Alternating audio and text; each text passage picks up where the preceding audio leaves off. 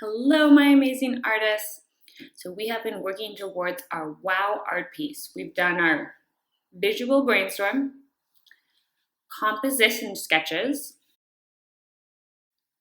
composition thumbnails.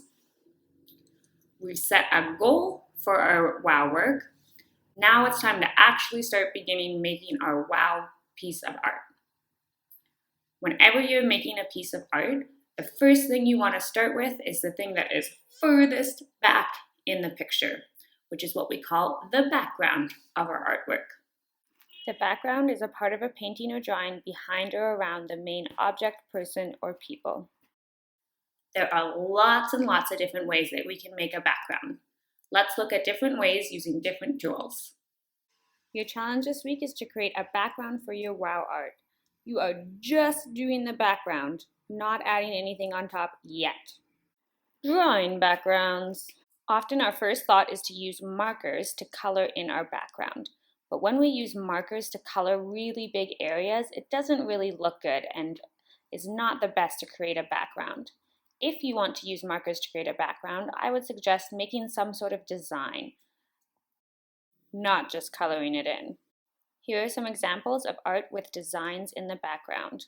You could also use pastels to create a blend of colors, layering and blending different colors on top of each other, like this.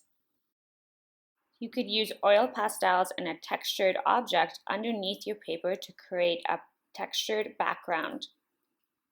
You can layer on different colors to create designs and textures. Here's an example of someone who put leaves underneath. Collage backgrounds.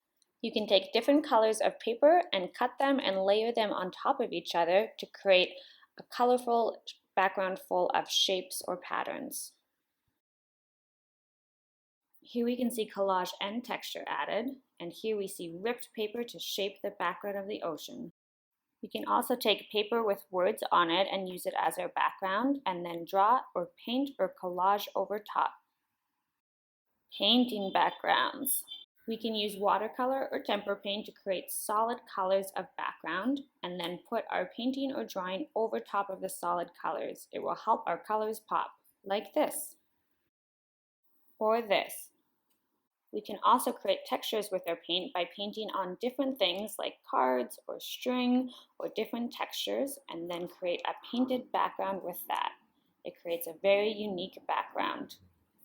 Here is an example.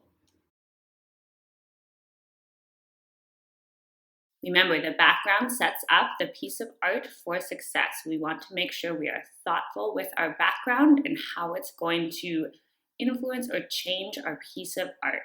I'm really excited to see what you're going to do for your background.